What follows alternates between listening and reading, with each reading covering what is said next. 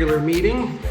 Call the meeting to order, and we'll introduce ourselves, starting down there with Ms. Beakey coming this way. Good evening, Ann Beakey. Charlene Douglas, City Commissioner. Joseph Murphy, Director of Planning. Aaron Leal, City Attorney. Eric Klusner. Woody Gontina. Paul Curtis. And I'm Gary Casada. I'm the chairperson. We will begin with a question about whether or not anybody has anything they want to add to the agenda tonight before we get going. All right, I'll just let you know, I'm going to ask a question about our own bylaws when we get to the end.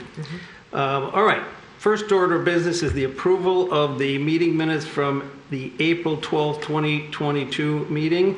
If the commissioners had a chance to look at these, if there are any questions, comments, corrections from any of the commissioners? If not, is there a motion to approve? I'll move to approve. Is there a second?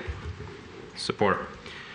All in favor of approving the meeting minutes from April 12th, please say aye. Aye. All those opposed? Hearing none, the meeting minutes from April 12th are adopted. Next order of business is public comment on non-agenda items. So we'd ask if there's anybody in the audience who would like to speak on a non-agenda item. We have a couple things on the agenda, so if you want to talk about those, you'll have a different chance. But if you have a non-agenda item you'd like to address with the Planning Commission, please raise your hand or come on up. Please come forward. Please introduce yourself. You got 3 minutes. Okay, Patsy Regio, and I watched last night. And I can talk about anything, even like if you're the commission or planning, right here? It's your show. Okay. You can read Shakespeare. First of all, it was great that they listened to our police chief. They made the right decision. I didn't think anybody up on that panel had been a law enforcement officer, and he knew exactly what he was doing about the marijuana at the Arts Beach and Eats the family fair.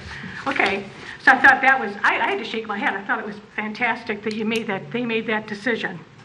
Also, about the, one thing was very painful to watch one time was when the disabled veteran Vietnam guys were up here and you were talking about the sign. It was so painful to watch. And once somebody knows what they said, you don't like the sign, it was there since World War I. Well, I don't think the guys liked being blown up over in the other countries and losing their friends. We've got to save that sign. It's a historical thing, or fix it up. We have to respect these people. And as far as we got on the news tonight, WJR, I was driving from Friends Hardware, and WJR said, oh yeah, Royal Oak. They're talking about the meters. Nobody can call Royal Oak about the meters anymore. And Guy Gordon and the other guy said, just put the meters back where they were. And you know, have read of the meter made, which is so cool, I think. We're doing the wrong thing by having these, putting our cards in, not putting coins in. People are so upset. And it's every age, not just, I had your hair. I earned this, okay? So, then the other thing is about the sign for the VFW people. You know, I was watching another thing. I've never done this. I've been in Royal Oak all my life. This is the first year I've ever been up here and spoken. It's challenging, and I just appreciate you, but I don't appreciate some of the decisions, because why did the marijuana get 70% of the vote, and the road diet got 70% of the vote, but you voted for the marijuana and the road diet? It didn't make any sense to me. You know what I'm talking about. The percentages were yes and no, and I got to say this. Hold on. You know, as far as the World War, did you guys mention when you're up here that we're I don't know if they're going to be in the parade this year. They're going to have that service at 11 o'clock over at Memorial Field for the veterans. And as far as the parks mayor, Mr. Zolo, he said that, Mayor Zolo, not Mayor Zolo, Mr. Zolo said we needed some money to, put more play spaces in our city. Okay, that could come from the slush fund, and I think if you could go from your heart, take some of that slush fund money and make a really cool sign for the VFW and those disabled veterans. you would be doing something wonderful for people that served our country, because you're sitting up there because they did that. You are the ones, and they would have, you guys, you know what? Just do it. Respect everybody. I know it's hard, but you know what? This city should not be an experiment for anything. Okay, I'll say one more thing. The government starts here. I said that when I first came in, and it builds up. Well, we're building down in the city, we're building down in the state, we're building down in the federal government. And I also said, you're not representing houses that are empty or buildings that are empty. You are representing the people that live in those places. So God bless you, and I hope, Okay. I just think of the people, really. Thank you very much. Okay. Appreciate it. All right. Is there anybody else who would like to speak on a non-agenda item? All right. Seeing none, we'll move to new business. The first order of business is a public hearing on a special land use and site plan for 31380 Woodward, SP 220507. Mr. Murphy, can you give us a preview? Sure. This site's is located on Woodward Avenue. It's just north of 13 Mile Road, and it is in the city's general business zoning district. It contains a 2-story building which is utilized as a hair salon. And the petitioner is seeking to utilize one of the rooms on the second floor, and I'll bring up the floor plan for you, for microblading services slash tattoo services. And microblading is a technique whereby semi-permanent or permanent ink pigment is deposited below the surface of the skin, and it is governed by the same state law as one would if they were obtaining a traditional tattoo parlor license. And there's no difference under the state act between what one might constitute as more cosmetic in nature, let's say an example of tattooing on eyebrows, versus what traditionally comes to mind with a tattoo, an anchor on a sailor's arm as the example, or whatever that thing is on the side of Mike Tyson's face. It's the same state law, it's the same state license. They're both governed and recognized under our ordinance as essentially tattooing. And tattooing, body piercing, and branding are all listed as adult-oriented commercial enterprises. This is the correct zoning district for those types of uses. They're regarded as a special land use, so that's why they're here in front of you tonight.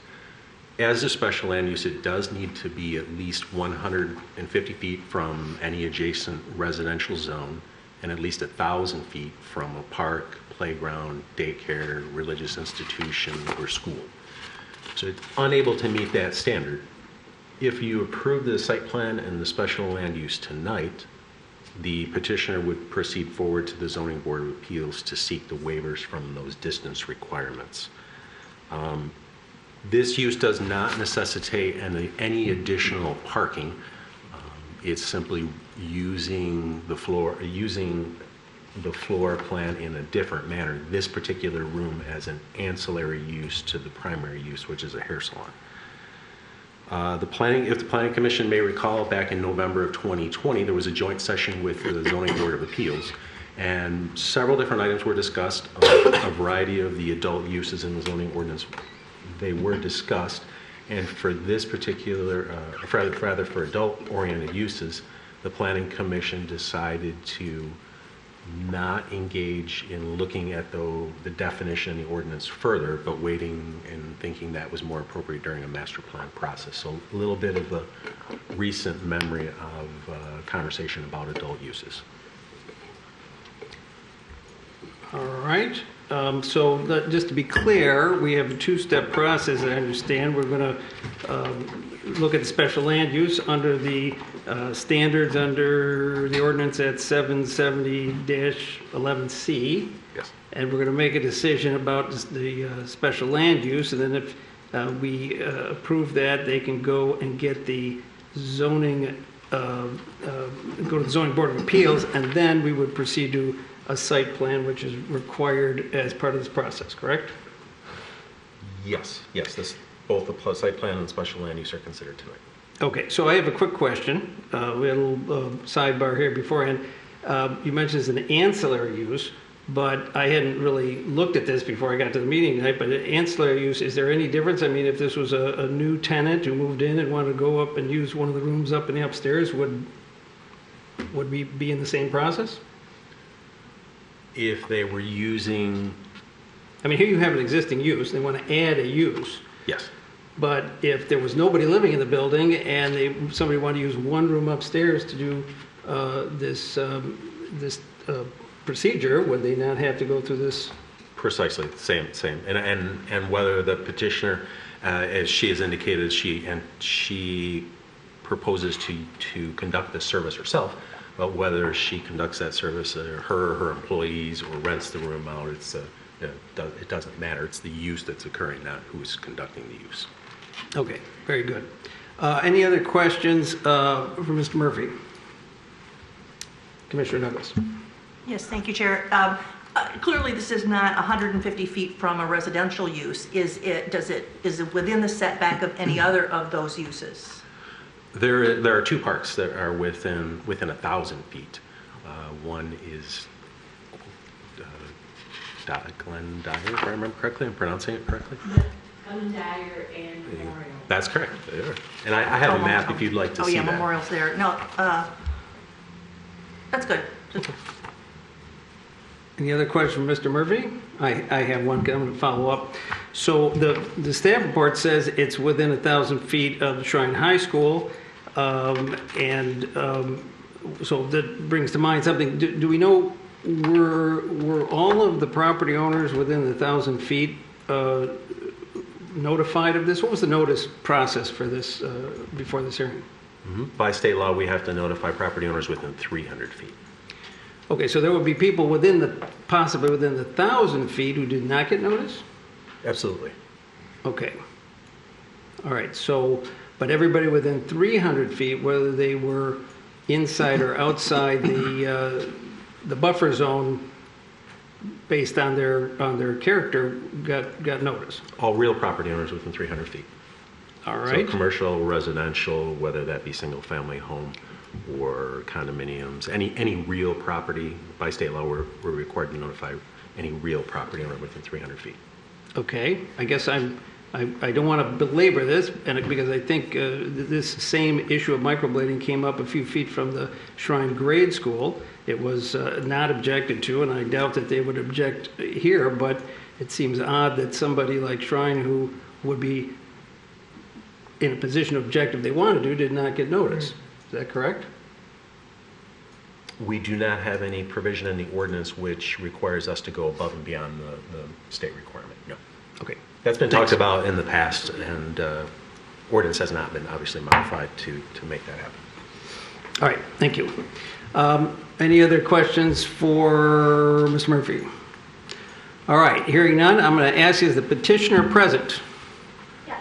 Please come up and introduce yourself, and you're asking for a special land use. Please give your presentation why we should grant you this relief. All right, this is my first time. It's a little nerve-wracking, got a little scary up there. But I've worked for Okay, please introduce both of I'm you. Annette. I'm the owner, and Welcome. this is Carrie. She works for me, and she's the one that's going to be doing that. Okay, thank you. Please proceed. Yeah. So yeah, I've almost worked for her for a decade. I've done hair and nails and waxing and all of the above. Throughout the years, everybody's like, "Can you give me your eyebrows?" And I always wasn't able to do that, right? And then I saw that somebody on Woodward but in Ferndale was doing this service.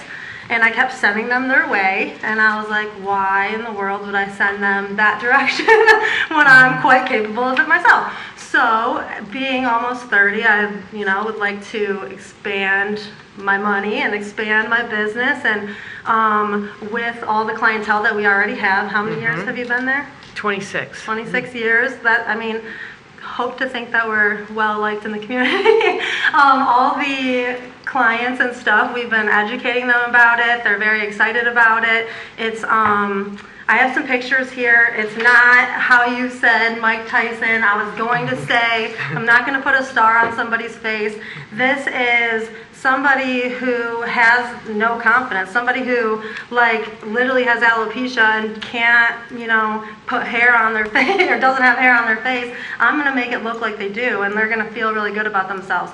This isn't something that a kid at Shrine or a kid at Star Park can come and ask me to do. They need an ID. They need to fill out a waiver. They need a lot of money. So this is just something that I think we both want to expand our business. I think that it's a very good thing for us and hopefully our clients. And we just really hope that you guys will get that. Are there questions Annette, If do you have want something to see say? that. Well, she clarified it. I was like, you covered a lot. Yes, and you did. We, as a tattoo, I have a tattoo, and the tattoo was done with a machine. This I don't is even know how done, to use is a tattoo actually, it looks machine. like a pen. It's really not permanent, even though they call it permanent. You really have to, it fades quickly because That's it's about more a year. little scratches and it doesn't bleed. It scratches enough where it sets the ink in, but it fades quickly and it has to be done And I more had no eyebrows common. I had no before I eyebrows, so I was your guinea pig. And it's just like little scratches. When we tell So- a woman I can put eyebrows on But- their face, they are like glowing. Like this is a big deal. Like for And another thing, I don't ever plan on having tattoos. I pride myself as a spa, and we don't want that image at all. Even though I love tattoos, don't get me wrong, I don't want that in my salon. I want hair, I want beauty, I want skincare, and I think that you keep it classier that way. All right. Are there questions for the petitioner? Commissioner Douglas. Tell us about your training. So our training, I did it at a permanent makeup place in Birmingham. It's right on Woodward. It consisted of only 3 days, but the 3 days were all day long. We learned how to use the tool. We learned how to use the ink. We brought in multiple models, and that was one of them. After that, I had to do other clients in order to show my teacher that I was capable of this. And really that's it. I took the class a year ago, so since then I have had practice. We can't offer it as a service just yet, but offering the service as just that practice, I've been able to do that. And it's a lot of mapping. It's not like a tattoo where they just I'm not just go in going there. in and just working the it. mapping I am takes forever. Measuring so it's your done. face for an hour. I'm making Perfect. sure that each point is going to be perfect. We're not giving somebody something super embarrassing. My name is on your face when you leave Yeah. that salon, and my name is on their hair and everything else, and I've made sure that they like me for that. There's no way I'm going to ruin my reputation by, embarrassing somebody. This is, not permanent like a Mike Tyson tattoo, but it'll last a year, 2-3 years, when it's done properly. So, true confessions. For an example, you can look at my eyebrows because I had them microbladed. Oh, girl. Yeah, it is becoming more common, and a lot of clients are asking. And like she was saying, that it would be nice to bring it into ours instead of sending it to another salon in another city. It would be never our idea. So she kept saying, well, don't say it's a tattoo. And it is ink under the skin. We can't get away from that. But no, it's not Like something, over you, something that's just crazy on your face. So, so it wasn't 10 years of training or anything like that, but you can only get better the more you do it. And All of your friends have great eyebrows now, right? Right? Yeah. Well, yeah, on her eyebrows. Yeah, so I hope that answered your question. I like to write a lot. Ms. Beaky. I was just going to say thanks for your explanation and coming forward to do this, and I hope it wasn't too scary. And then I was just going to comment that, again, with the clarification of the state law, kind of combining these things together, maybe eventually that will evolve so it's not confusing. But I'm glad you're able to expand your business in this way. Thank Yeah. you. I appreciate You guys that. had said that you sent Appreciate out that. a flyer to everybody within 300 feet or whatever. Yeah. And someone came to our salon and asked us about it. They're like, "Are you guys going to start doing tattooing?" We're like, "No, we're doing microblading." They're like, "I thought so. This is very misleading." And I was like, "We think so too." And she says, "I'm going to come back if it's okay." Yeah, so it was kind of funny Yeah. to see that. And like when we read it, we're like, "No, I'm not giving somebody a tattoo. I don't even know how to use a tattoo gun." But when they saw it, they said the same thing, and it just really wasn't, what we were going for. Mr. Cantina? So is this, excuse me, is this something that is licensed or regulated by the state or the health department or anything Yeah, like so that? we have to take a test through the health department and make sure that, we're very clean. Annette has Yeah. made sure our room is immaculate. We have to have sinks that you don't touch. They have to turn on their own. You have to have doors that you don't touch that open on their own. And they come out to Yeah. see all that. Yeah. So It has to be originally, we done didn't know that this was a clean. thing. We had went through the health department. They're like, "Okay, you're ready." Yeah, And then they I called me didn't and they're know. like, "Where's your payment from the city?" I was like, Yes. So it So- wasn't something that we expected to have to do, but Annette believes in me Yes. and she has put in a lot But of the money health for me. department will come out to make sure that it is super clean and very sanitized. But yes, I had to take a bloodborne pathogen test to know how, which is kind of crazy, how many things can happen with blood, kind of dispersed or whatever. We know that we have to have a sharps container. It's not just a needle or a scalpel, but it is like a baby scalpel made up of like 11 needles. So we need to make sure, yes, that we are doing what we need to with that and stuff like that. Other questions for the petitioner? I'm going to ask one because you may have explained it to those guys and they Yeah. understood it, but I didn't. So Sorry. what did We were you, woman on woman over here. you said that you were expanding your business and you said you used to work at something called a permanent makeup place. What no. is your profession before? I didn't work at a permanent makeup place. That is where I got my schooling Yes. done. Oh. So I've worked for Annette for 10 years. I do hair and nails there. Okay, but, so what would you call it, a beautician or a... yeah, I'm a okay. cosmetologist is what it is. Okay, I've and been licensed for about that's 12 what you years. were doing, and this is a technique that's come along really quickly because it's probably not the last time Yeah. we're going to have this. So just for my Yeah. edification, Yeah. public record, microblading is not in the statute. I looked it up. Branding is in there, which I don't even know what it is. How long has microblading been around?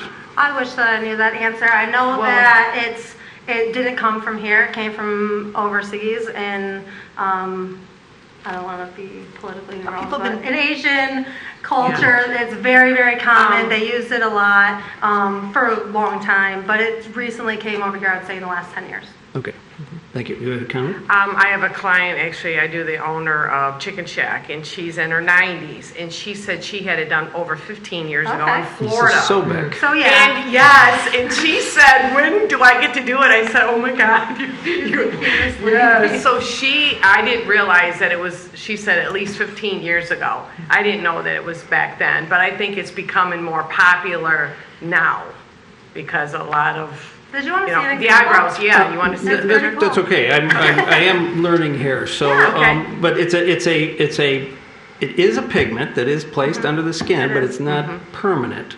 Yeah, And it is for cosmetic enhancement purposes. Yes. It's not an Yes. original piece of art on you or something. Yes. So, okay, I think I understand it. Does anybody have any other questions for our petitioners? All right, so we're looking at a special land use here. Your standards are on page 5 of our staff report, and I'll bring it back to this. Well, I guess I should say, this is a public hearing. Is there anybody here who would like to speak? Oh. There we have one. Can the petitioner stand aside? We have a speaker here. Please introduce yourself, and you have 3 minutes. Hi, I'm Jilty Mann, and I live at Chester Road, which is across from Good and Dyer. So that's why I knew that's the name. Annette has been around for 26 years, and she's a member of my community. I tend to use neighborhood services, and Annette's salon was always clean. Her parking lot was immaculate. So I decided to start going to her for my hair, which was maybe 10, 12 years ago. So I'm a client for a long time. Annette is immaculate about her shop. She always wants to improve it, improve the services. I don't want, I would probably go to Birmingham to get this done, but I think in this time when especially Woodward places are closing, we need to look at people who have been looking to increase their business and to continue their business on Woodward. Annette would never do anything that was harmful to any of her clients. She is kind and considerate and always looking for the newest thing to help people. I do live 2 blocks away, and I can assure you that the people that within 150 yards of Annette or whatever, they are mostly apartment buildings set far back. There's a fence, and I don't think Annette's going to have big lights that say microablation, microablation, come on in. It will be just part of her service, like her waxing service, her manicures, her facials. So it will be able to make it more of a spa feeling and compete with other people up Woodward and down Woodward. And that she can, and to be truthful, there's not as many hair salons on Woodward as there used to be. And I'd like to continue to have my favorite hairdresser, hair cosmetologist, as Annette says, she knows what she's doing, be near me. That's all I have to say. Thank you very much. Is there anybody else from the public who would like to speak on this issue? I don't think I see anybody, so I'm going to close. I'm going to close the public hearing and bring it back to the side of the table for further discussion of the special land use and the standards which are the basis of determination. And a motion at some point. Mr. Cantina. Well, I just have, excuse me, a quick question. Because I want to clarify the issue with the setbacks and their need to go to zoning. I guess that's a site plan question, so I'll save it for that. That's a question for Mr. Murphy. Is that a site plan or is that a special land use question? The basis of the question is actually more special land use related. Just so to make sure that I'm understanding it correctly, it is really the special land use that is causing the need for the zoning variances and those setback issues.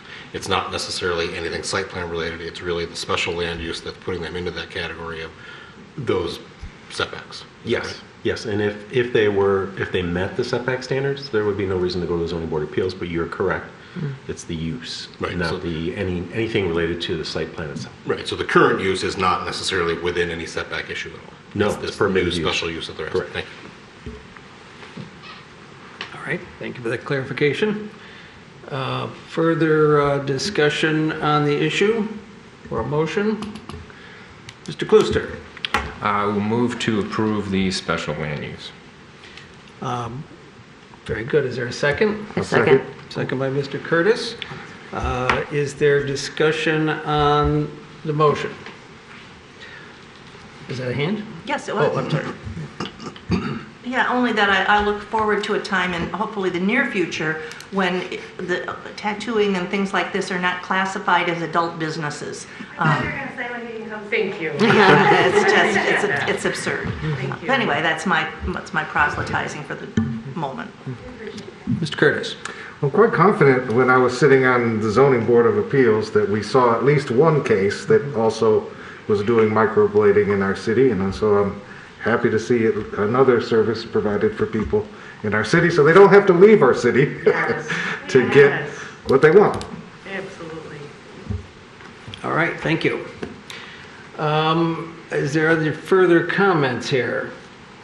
Seeing none, I'm going to call for the vote, and I'm going to take the option to do a voice vote. So all in favor of the motion say aye. Aye. All opposed say nay. Hearing none, the motion passes. So we've approved the special land use, and your permission to go to the zoning board for Thank you. a variance. I appreciate it, for all you. Listen to me ramble for like 10 minutes. That's- All right, don't go away. You're not done. Okay. Okay, the next step is a site plan. This is part of the ordinance that for a special land use, you also have to have a site plan. And I'm going to ask the petitioner to, well, unless Mr. Murphy, you have anything else to add here before we go to the petitioner? Okay, so I noticed that the site plan documents appear to be the originals. Can you explain your site plan presentation to us? Oh, I'm not changing it. Is that what you mean? Yeah, I mean, you've attached what looks like 2003 or something like that documents. This is the only thing you're doing is, well, you explained to me. The only thing I'm doing is just adding the service, but the building will remain the same. I'm not changing anything and not changing the parking. Before the room stayed empty and now it's... Yeah, it was empty. All right. So I'm not adding anything. I'm just utilizing the room. Okay, and you've been in that same building? Since I bought it in 1996, and I added the second story on in 2003. And that was Mr. Brian Howard was your architect then? Yeah. These are his drawings. Yeah, and Guy Mitchell was the one that came out to prove everything. All right. Okay, are there questions for the, go ahead, Ms. Beaky. Just the only question, are you going to be changing any of the signage, or you're just keeping the No. same signage and the Yeah. service is just going to be Yeah, told to exactly. clients Just directly? the sign that's on my building. I have all the Yeah. clients, so like even like Yeah. the parking won't be a problem because I can't be doing their hair and their microblading, so I wouldn't be in the chair taking clients, I'd be upstairs instead, so. Okay, that clarifies. Just that it's going to stay the Yeah. same. Okay, Okay. thank you. Other comments about the site plan? Okay, I do have a couple comments and a question. So, first of all, I want to echo the comments of the member of the public who came up. I went out to the building. It's a very well-kept site. The parking lot, the building, and the landscaping are all kept up very nicely. Thank you. And so I mean, that's terrific. It's exactly what we like to see. I do have a question about your window lights. The lights that go around in the windows, in every single window. When did those go in? God, I've had those up. They have to be at least 5 years. Okay, they weren't part of the original site plan. No, because I'm on a corner, they told me I can have another sign. So the sign guy said, don't get a second sign, you don't need another sign, because I have a handicap. Everybody always says they pass me because the dealership in front of me sits out and I sit back. So nobody actually sees my building until they pass it. You're not going to see my sign if you're going north. So he said that, to be honest with you, the LED will catch your eye because your building sets back. So it was a huge handicap. It wasn't worth for me to get a sign because they're not looking that. So when it's not neon, it's LED. It just makes it where you would see my building more than just pass it. And I would agree that you really do see it. So, with the purpose of the lights was to... because I sit back in the No. Jeep deal or whatever. It used to be called the Jeep dealership, but now it's just, I think, the used car dealership. We get But lots of compliments. yeah, but people still pass the building and go around. So it's just a form of trying to bring people in. And it is, I love being on Woodward, but I do have a huge handicap because of that. The building sits back too far. All right, so yes, it would be fair to say the purpose was to attract attention. Yeah, and I just don't want to do another sign. My sign in the front is good enough. All right, well, okay, I just wanted that on the record. Yeah, Any other absolutely. questions for the petitioner? Is there a motion of discussion on the site plan, or a motion? Oh, Mr. Klooster. Motion to approve the site plan. Second. All right, we have a second. Is there further discussion on this? Okay, I'm going to just pipe up. I'm supporting your site plan. I'm going to vote for you, but I need to say this. The lights that you have, even though they're not the brightest lights in the world, they are, the light fixtures are visible. As far as I can tell, the lights are left on all night long. They were last night. And personally, I do not think they conform with the lighting ordinance. And I'm not going to vote against your site plan, But because you're following the rules, you come in here, I don't think you should be punished for coming in here, and you keep your property terrific. But I just wanted to state for the record that when the time comes to reassess your lighting, I think you might want to get a designer instead of a sign salesman to give you advice, because they are glaring lights that I do not believe conform. Okay. Is That's it my something that we opinion. could turn off at nighttime and have on during the day? Would that be less? Well, turning off during the light, you wouldn't get an argument from me. Yeah. Or me. No. And actually, I'll comment also, Yeah.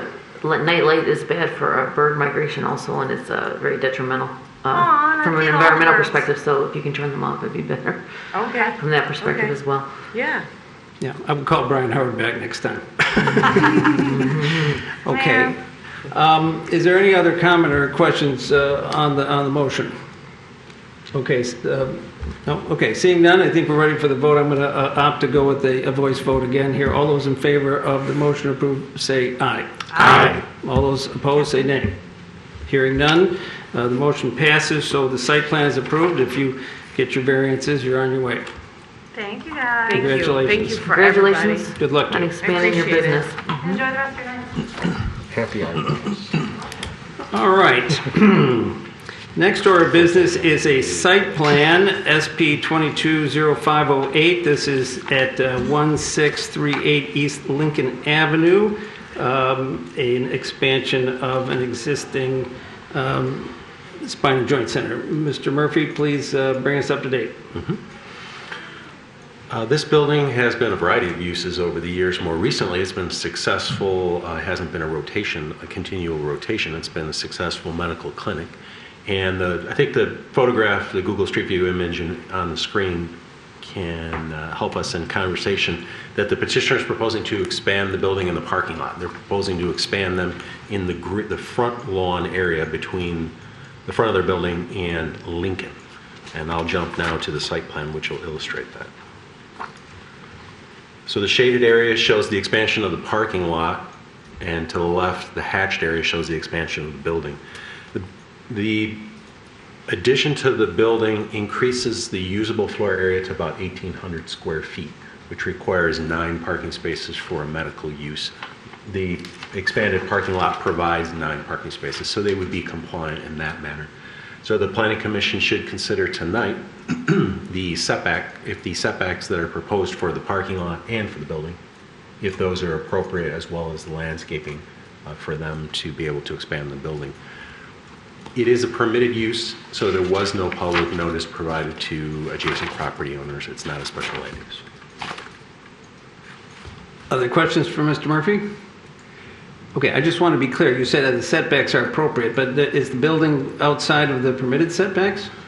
Well, the ordinance allows for tremendous, as you know, tremendous flexibility in terms of reviewing and determining appropriate setbacks. So you can allow the petitioner to go all the way to the property line. You can hold firm to a 25-foot setback, which is the standard in the ordinance, but then it has that provision, that caveat, which indicates that if you feel otherwise, you may reduce it even further. All right, and what is the setback at its narrowest point here? Sure, we'll zoom in on that for everybody to see. And that's 13 feet from the edge of the proposed expanded building to the front property line along Lincoln. That's 13 feet.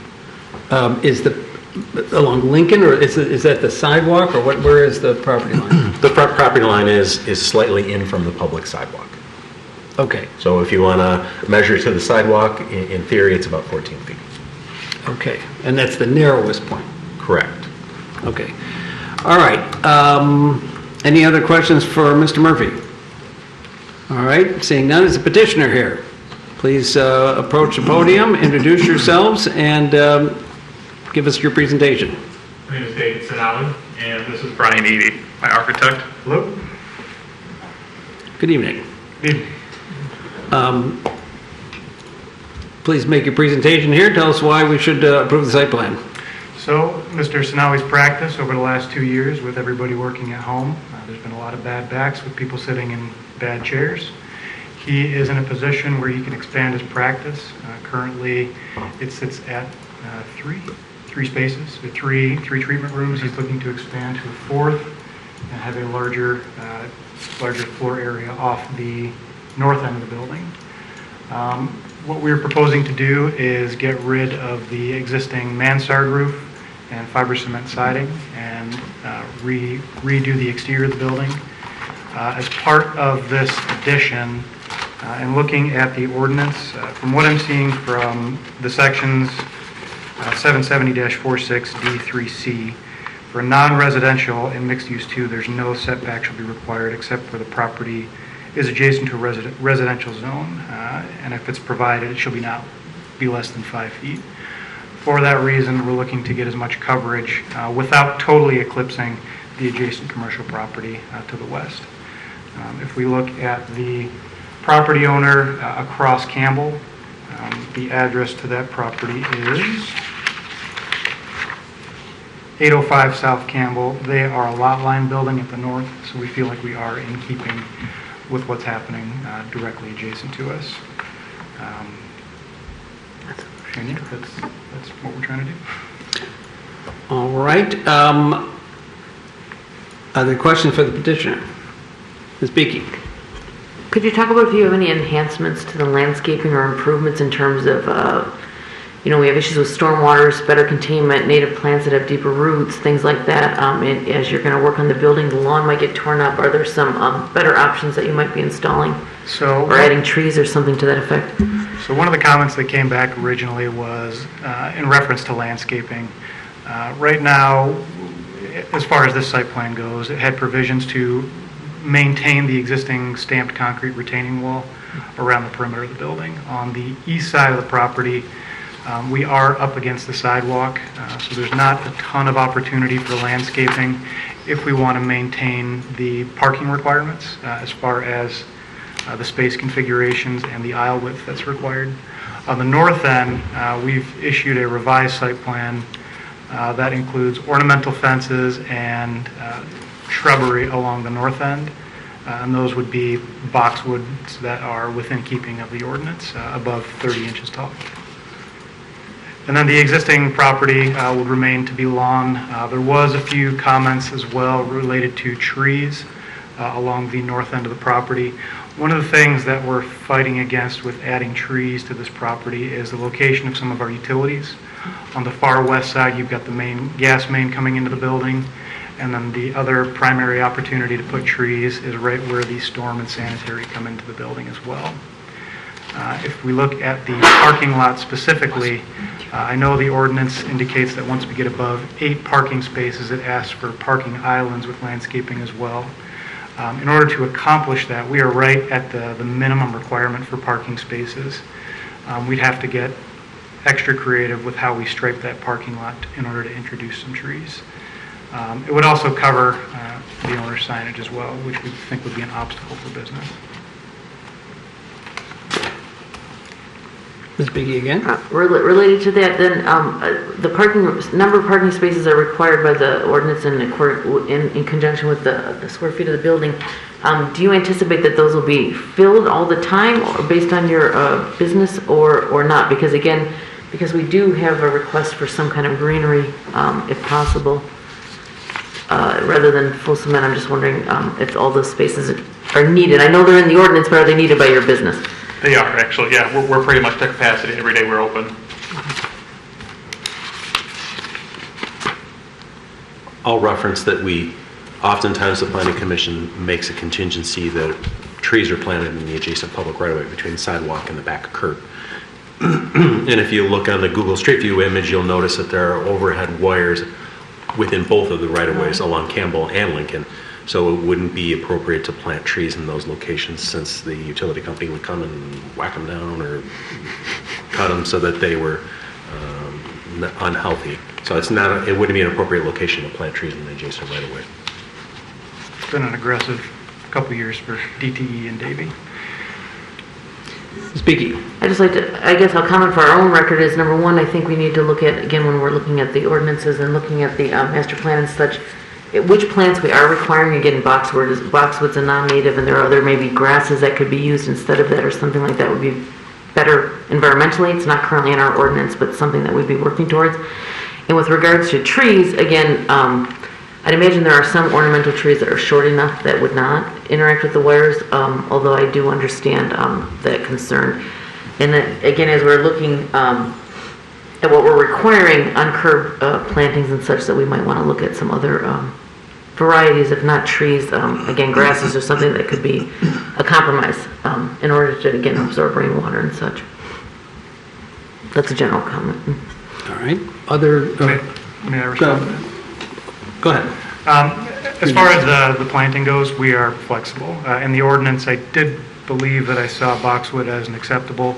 If we want to go to ornamental grasses, I think we've got wide flexibility in terms of what we find in terms of acceptable landscaping. If there's any, we'll re-review the ordinance to make sure that what we select is an approved planting material.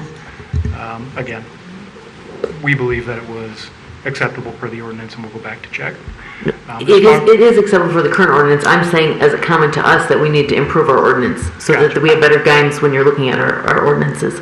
And if you so chose to choose something that was a native Michigan grass or something, that would be appreciated, but I cannot say that you must do it. Certainly. And I think there's opportunities here to expand some of the landscaping. To go back to some of the points that were made, I think ornamental trees, I think when we start talking about the root bases as it relates to existing utilities and some of the power lines overhead, it starts to create some challenges for us. It's not that we don't want to put trees there, it just, from a practical standpoint, it creates some difficulties. Mr. Cantina. So I just want to clarify on the screen wall in the parking lot. So the existing CMU screen wall is going to be removed, the parking lot's going to be expanded. I thought I read somewhere that there was new 30-inch high CMU wall that was going to be installed for a screen wall. I think that might be incorrect. So just so I'm clear, the existing screen wall is the CMU wall is going to be removed. What you're proposing, because we don't have it in our packet, is to actually, and I believe it's on the north side is what I'm referring to, will be replaced closer to Lincoln, but that's going to be a green screen with boxwood or some other planting material. Is that correct? Yes. So along the east side, along the sidewalk, we are going to retain the existing, it's a stamped concrete, made to look like brick along that sidewalk. Along the east elevation, where we're expanding the parking lot, we're going to continue that stamped concrete look. But at the north end, where you see the stamped concrete, that is where we're proposing to do a green screen retaining wall. Okay, or not retaining wall, screening wall. Thank you. That clarifies it. I'll point out that the ordinance requires that a parking lot be screened with at least a 36-inch high masonry screening wall or appropriate evergreen landscaping. So it can be a combination of one or the other. The proposal that was included in your packet is for a masonry screen, that masonry screening wall to be expanded around the expanded parking lot. And the revised drawings that were provided, as you had noted on the north side of the expanded parking lot, is for an aluminum picket fence, and then in front of that, boxwoods. So I did read it right. Okay. Yeah. Thank you. But we don't have that drawing. You have the drawing. Correct. It was provided Okay. recently, and so I didn't want to confuse the issue until now and show it on the screen. Good job. You would have got an entirely set of new drawings and said what's changed. So we waited until tonight to show it to you, and that's the alternative to what's provided in your packet. So whether you want to see the masonry screening wall continue and wrap around, or if you'd like to see the masonry screening wall not be on the north side of the parking lot and instead have some type of evergreen shrub as an equivalent to the masonry screening wall. Okay, but this drawing, this new drawing is what's been proposed, that's on the table right now. If you so choose to, yes, correct, or something different, whatever the board sees fit. The planning commission sees fit. All right. Other questions for the petitioners? Comments, questions, motion? I had a question for you. I see on the drawing here, the gas line is indicated, storm and sanitary. You're talking about utilities on the sort of northwest corner of the property, right? Correct. And so you felt like tree roots would be difficult to do in that area. Potentially. Depending on the type of trees that we get in there, yes, potentially. but other very more absorbent type of root systems than just the grass that's currently there could be used that wouldn't be so much of a trouble with utilities, right? Yes, so lawn, obviously not a problem. If we wanted to extend some of the landscaping that we're showing along the north edge of the parking lot, I think that's something that we could also take a look at as well. Mm-hmm. Yeah, I'd love to see a little more there than just grass. Okay. Than lawn, yeah. Other questions?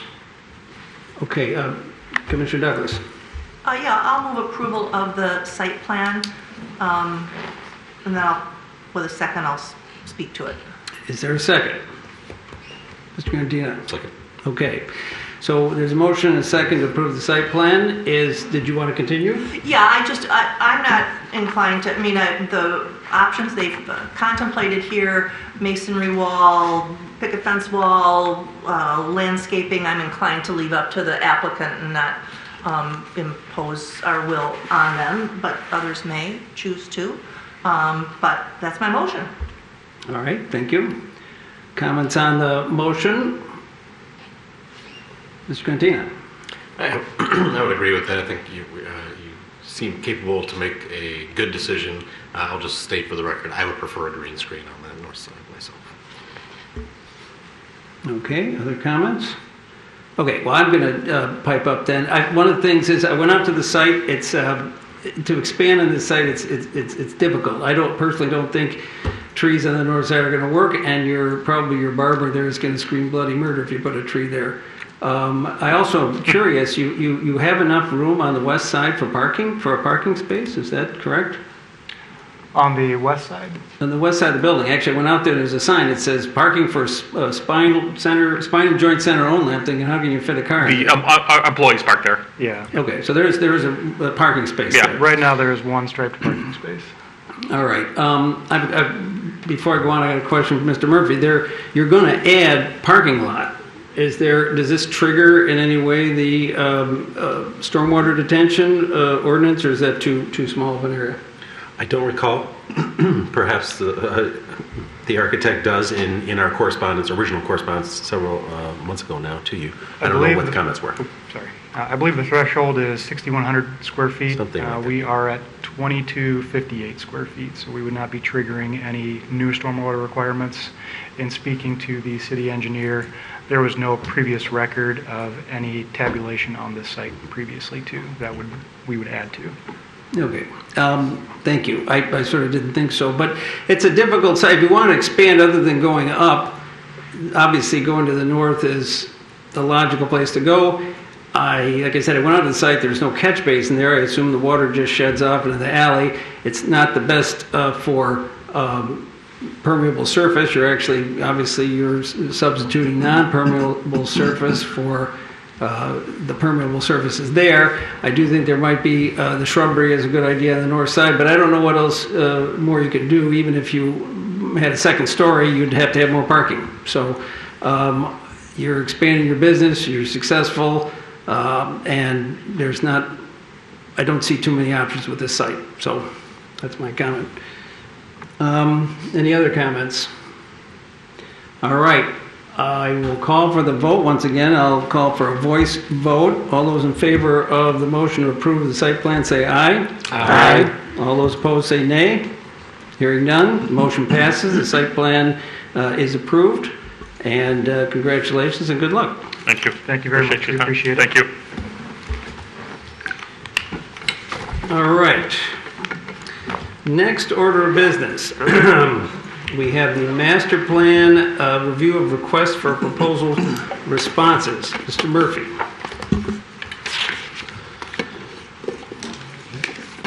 Back in February, the Planning Commission reviewed the correspondences to our request for qualifications that we distributed to a variety of planning firms, and they were able to provide us with what they believed were their qualifications to submit finally a response for a RFP for a master plan.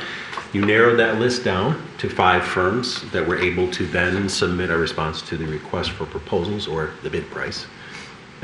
2 of those firms had indicated to us that they were not going to be submitting a bid for one reason or another. So here we have 3 bids to review. They're all, as you can see, and I'll bring a memo up on the screen, they're all extraordinarily similar or close in base unit price. There are some add-ons that are options for the Planning Commission to consider, but their base price is, they're all very, very similar in nature. And the mayor, last time we discussed the item, he had astutely pointed out that maybe we could come up with some questions or thoughts that you should consider when you're reviewing these responses. So we've listed those, and hopefully you kept those in mind and thoughts of your own in your review of the RFP responses. Tonight you have what I see as 2 different avenues available to you. You can recommend the selection of one firm to move forward to the City Commission for entering into contract. Alternatively, you can bring in all or some of the firms for conducting interviews to discuss their proposals further with them prior to making that recommendation to the City Commission. So 2 alternative paths, and we have in the memo those motions for you to consider if you choose one or the other avenues. All right, other questions for Mr. Murphy? Okay, so just to clarify, what we have at the table here is we're being asked to either make a recommendation or take an interim step. And these are our only choices, so maybe somebody comes up with a third choice. I'm not sure what it would be, but we either would have an interim step to interview the applicants or just recommend one. Correct. Okay. Are there comments about this? I have a feeling people have comments about these. I hope they do. Okay. Just jump in. Go right ahead. Pull it, Eric. Oh, Yeah, I mean, I think of the options that are in front of us. So I think it's really tough to make a selection without interviewing the candidates. I think you learn a lot in that process of how you can work with them, how they respond to questions. You can get a little more specific into things that we care about and how they would respond to those things. So I'm going to throw my hat in the ring of we should interview all 3. I think their pricing is identical. Like the differences are negligible. So I think there's the scope must have been pretty clear. And from that end, I think it's worth talking to each of these firms that are all well respected in the industry, but probably all come with different approaches to how they would address the master plan updates, and that connection I think is important to make the process successful. all right. Thank you. Mr. Cantina. So I guess I have a question for the group with regards to all of the respondents' communications plans, and that's regarding getting input from Judy Davids in terms of her review of each of the firms, and essentially any input from her with specific regards to what they've laid out in terms of how they would do a community engagement and communicate that. I think any of the firms that we end up ultimately choose, we would want to make sure that they are communicating with the city sort of in the way that we would want the city of Royal Oak to communicate with the city, and that should go hand in glove with the work that Judy Davids does. So I think, I guess I want to ask the question of the group if we think it would be appropriate to have her somehow weigh in on that aspect of all these proposals. All right, thank you. Any response to that question? Yes, I think that is very appropriate. And the community engagement is pivotal to the success of this exercise. Ms. Beakey. I agree that would be a good idea for her to weigh in. I do want to point out some differences. I agree that the firms all of them I think would do a great job. I think that we have good choices in front of us, which is good. Some significant differences that I noticed in terms of process, DPZ's suggesting an 8-month period where the other 2 firms are suggesting a 16-month period. And with regard to the community input, and I agree an interview would be helpful in this regard, Smith Group has a very extensive and the most elaborate, I would say, community input process relative to the other firms. And the Hosel Levine has a much more digital dynamic. And I think for us, making a decision, even without, well, with the interviews, it will help.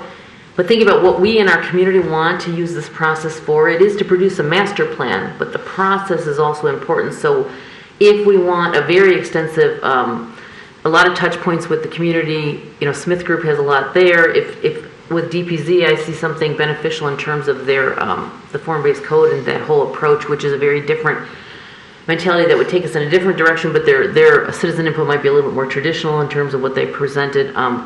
So even though the budgets are the same, if you get into it, and it does take a long time, again, I spent 7 hours on the request, and this one I spent 3. I had too many other things to do. I couldn't read every page this time. But so there are some nuances that are quite different in terms of where they put their emphasis, and also differences in who they present. It's like, for example, Smith Group is very clear who's on the team. DPZ, it's a little bit less clear who would actually spend their hours with us in the way they present. So that's just some differences I noticed. That's all. Okay, thank you. Other comments?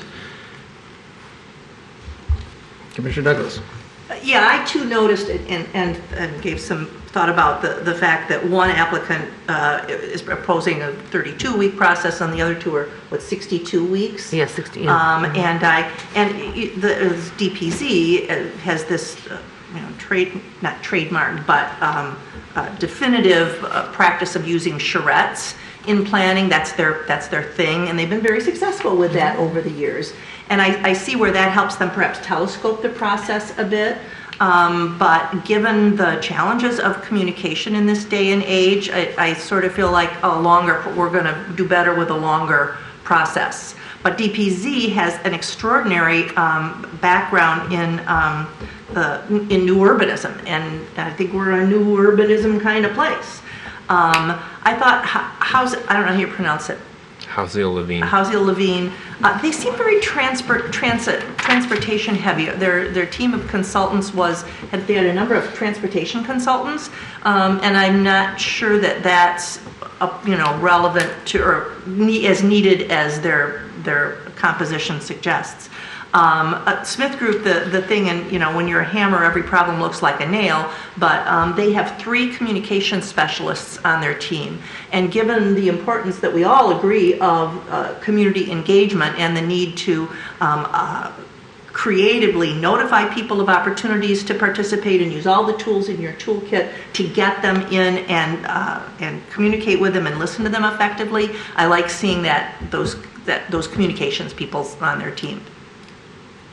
And I will point out that one of the people from Smith Group already is engaged with our sustainability planning because she provided some consulting services to the sustainability plan. And I like the possibility that will make sure, as we heard at the City Commission last night, that our sustainability activities get woven into the master plan. So that's kind of my top level observations. Any other comments? Okay, I'm going to make a comment. Yes, I didn't read every word, but I did look at every page. And these remain marketing pieces. And so throughout the entire review, I realized I could be getting false impressions and misunderstandings, and I don't feel I could make a responsible choice or recommendation without interviewing them and having a back and forth. So I very strongly in favor of having those interviews.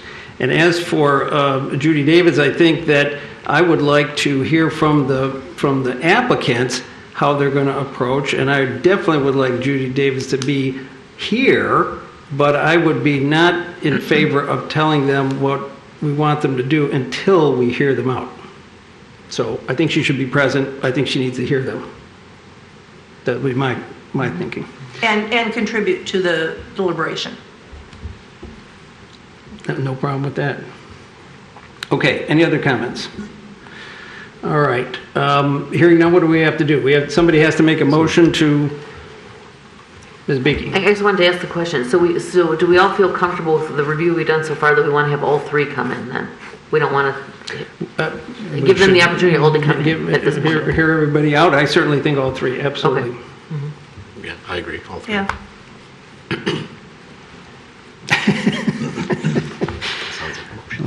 Okay, so I also, I guess I would say that in making the motion, before somebody makes a motion, do we need to state the manner of the interviews? There might be a possibility of having the interviewees come in early at the next month's meeting, and maybe 5:30 or whatever, and give them each a half an hour or something like that. I don't know what, I think we should consider that. Do we need to consider that as part of the motion?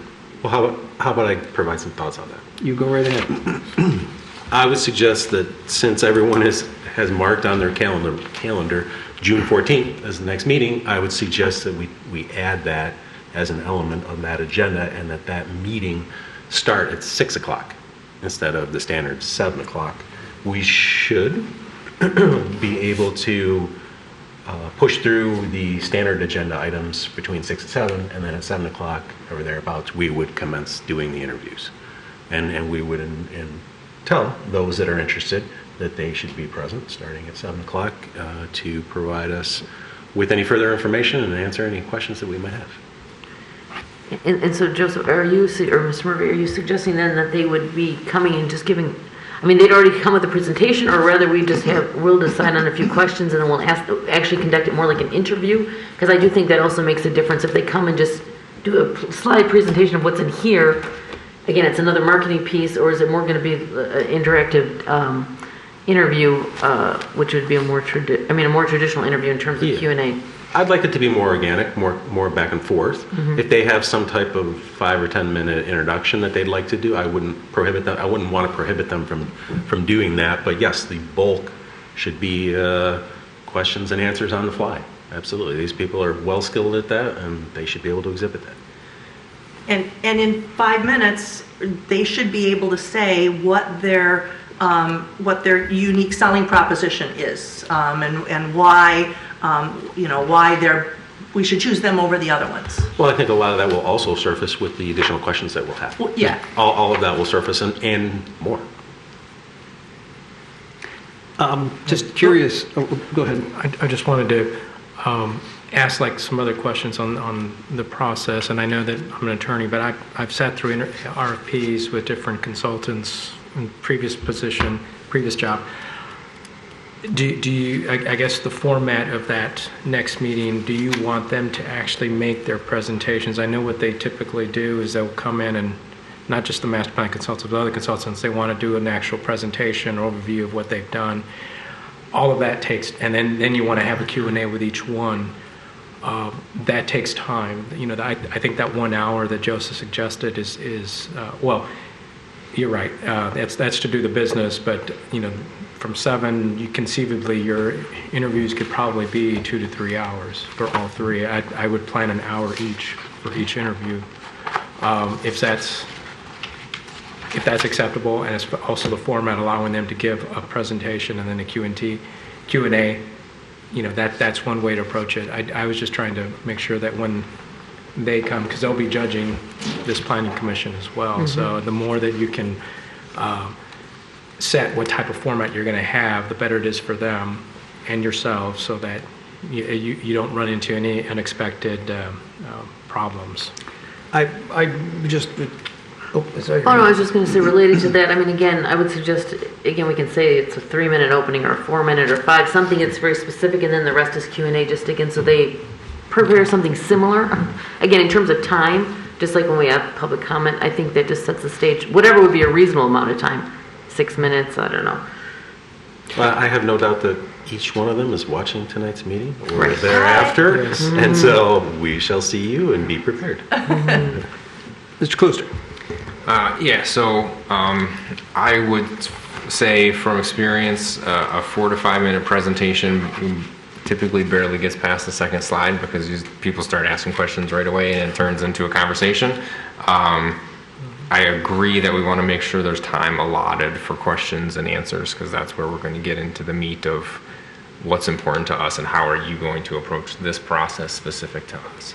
I think setting a time limit of presentations no more than 15 minutes leaves 15 to 30 minutes each for questions and answers, and that should be plenty of time to get through this, which is at this stage is relatively generic. What we care about is the process. We don't have any specific sites that we're targeting right now. It's a big thing. how are you going to approach this big thing? There are interviews that I've been on where it's very specific. It's a master planning for a block.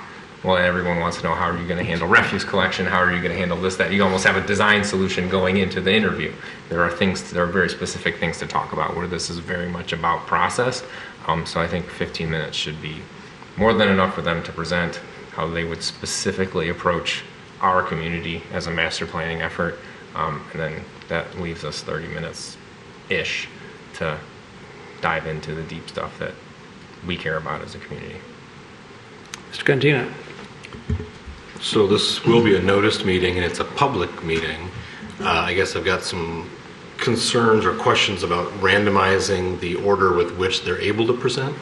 And the only reason I say that is I would hate for the firm that's in the third slot to be able to, I guess, take advantage of what they heard in the first two presentations, perhaps see our reactions to certain responses from the other firms, and unfairly be able to tailor their message with all that information. We have limited things that we can do because, again, it's a public hearing. We can't necessarily force the other firms to wait outside, or can we? So I would just request that we somehow randomize. I would recommend you do that. We have plenty of space here in City Hall where we could sequester them without viewing the actual others' presentations, and that's right. That's pretty common. Okay, I wasn't sure that was actually possible. So, okay, if that's the case, then it doesn't matter which. No, I would say isolate them. Yes. What were you saying? Sequester was the word you used, Jennifer. I'm sorry, isolate them. I used sequester. Assign a proctor.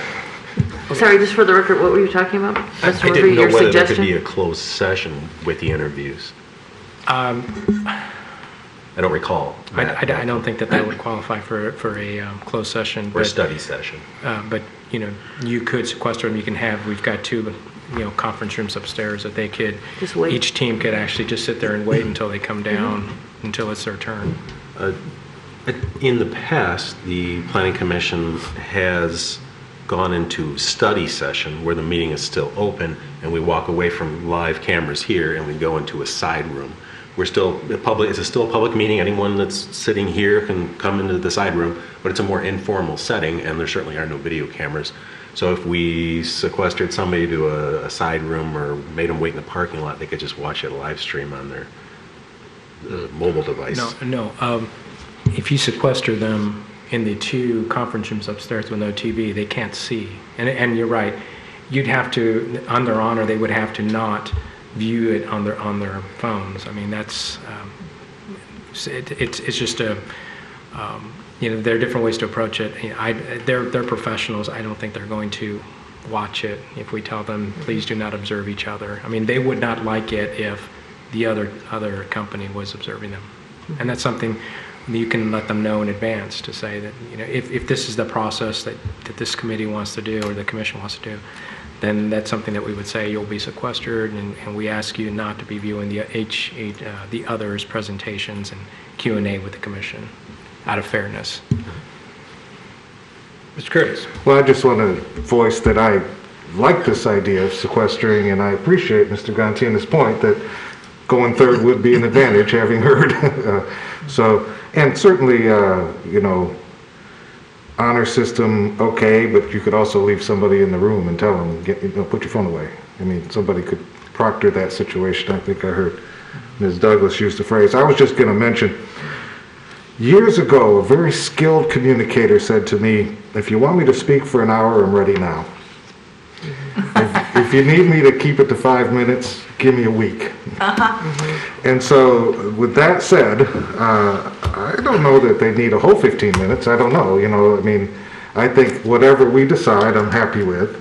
But one of my thoughts is, if you push them down into a shorter presentation, then you really get to see what's important to them. Yeah. So that's my thoughts. I agree. I like 10.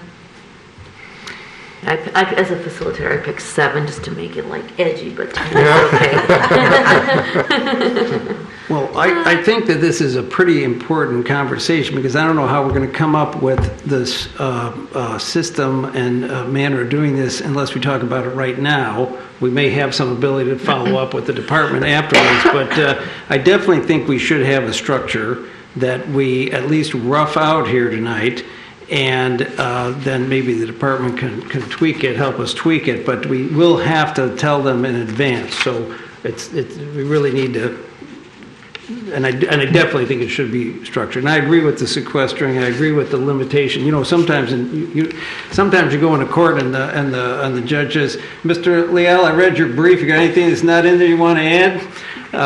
So I mean, we could approach it that way too. We've read your presentations. We're going to give you 10 minutes to give us your best synopsis of it, and then we're going to ask you some questions. Then we'll have to be prepared to do that. Some of the things that I noticed that the pricing, it looks all the same, but then each one of them has a section what's not included and additional service that could be included. And I don't know what's valuable in there and what's not, and that has to be a discussion. So, I think we need to be ready to address those things in the interim. Yes. And again, to reinforce, I mean, they've spent a significant amount of time. We have a lot of substance in each of the proposals. And so having that truncated presentation that really forces them to synthesize what they want to express most importantly, and then us having that time for the Q&A and flow, because again, now it's a check on personalities, people, as well as process. Is this going to work the best for our community? And so I think the more back and forth is better, because again, the dialogue is what you want to have in person or face-to-face, and not necessarily just the one-way communication. And actually, having said that, as a big advocate for hybrid situations, I think having them come in person may be the most ideal. It's not the most inexpensive. But I suppose there's probably not a desire for a hybrid option or something like that. I assume not, but anyway, I just put it out there. Environmentally speaking, it's less wear and tear on the environment. Well, if they're from out of town, they got to come here to do the work. Right? No, for sure. Yeah. No, I think it's important for this kind of thing to be in person, assuming we're allowed to be in person. One more issue is once we interview the three of them, we're done. Is it at that moment that we then bring it back to this end of the table and then have a discussion, make a recommendation? Is that something that you think needs to be done at the time, or do we have an opportunity to simmer on it? How do you think it should work, Mr. Murphy? I think it just should be a wait and see how you feel after the meeting. If you feel as though you need to sleep on it, then postpone it. If there seems to be a consensus, unspoken and then spoken consensus, then I would vote. I wouldn't. Okay. I wouldn't strangle yourself at this point over that. Okay, you answered the question. All right. Further discussion? A motion which can be amended. I just have a quick question. I want to make sure I understood some of the discussion earlier. So are we proposing that at the next scheduled meeting, while we are adjusting the time of the meeting, that the interview of these applicants or respondents is going to be the only thing on the agenda? No, there are a few other items that will encourage you to be concise and quick with your decisions, to move forward and get to the heart of the fun stuff. The fun stuff. I like that. There you go. So we'll encourage that. All right, so some of the things that we've talked about here is the presentation, the sort of the freestyle presentation limitation, the length of time that they have in total, sequestering, and those are some of the main things we've talked about here. And I guess the Q&A is one that we're going to do a free-flowing thing. We don't need to pre-organize questions and that sort of thing. I think we have a lot of guidance on the kinds of questions. Yeah, and I think if you have your own, if individuals have their own, absolutely, write them down on your tablet or print them out and bring them. I think that's wonderful if you have your own thoughts on it. And I'm hoping that conversation will also lead to more questions or more comments that you maybe didn't think of before.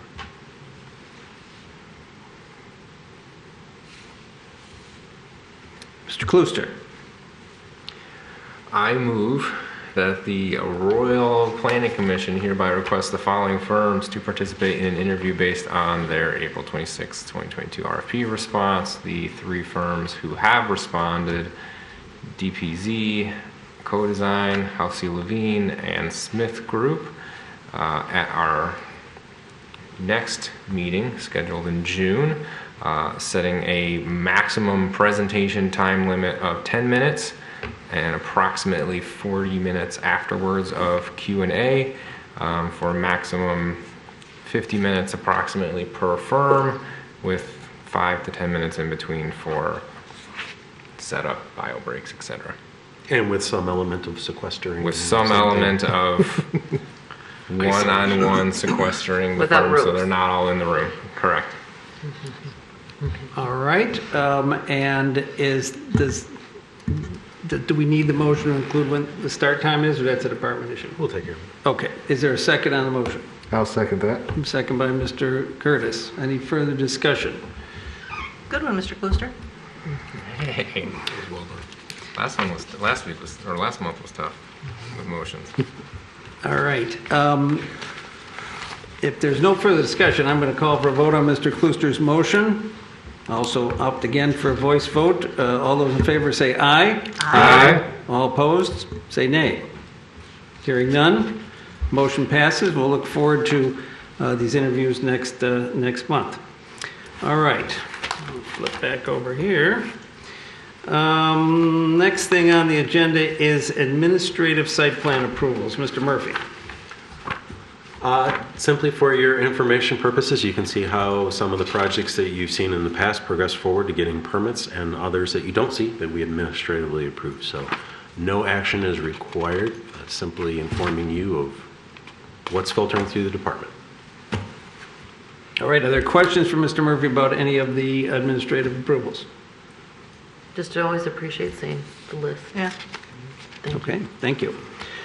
All right, the last thing that was on the agenda, I added a question, and I guess I'm going to direct this to our attorney here.